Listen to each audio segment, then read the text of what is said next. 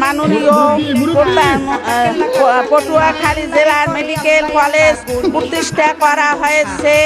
পায়রা তৃতীয় সমুদ্র বন্দর এবং তৃতীয় 1320 মেগাওয়াট ক্ষমতার বিদ্যুৎ কেন্দ্র স্থাপনের কাজ শুরু হয়েছে এবং স্যার আপনি একটু বাইরে গিয়ে আবার ঢুকেন, আমরা আপনাকে দাঁড়ায় সম্মান করি। দ্রুত গতিতে এগিয়ে চলছে। লেবুখালী সেতু নির্মাণ কাজ দ্রুত এগিয়ে চলছে। শেখ কামাল, শেখ জামাল ও শেখ রাসেল সেতু নির্মাণ করা হয়েছে।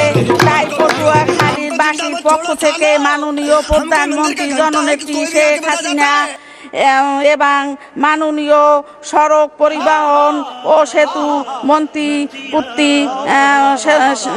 মন্ত্রীর প্রতি কৃতজ্ঞতা জানাই।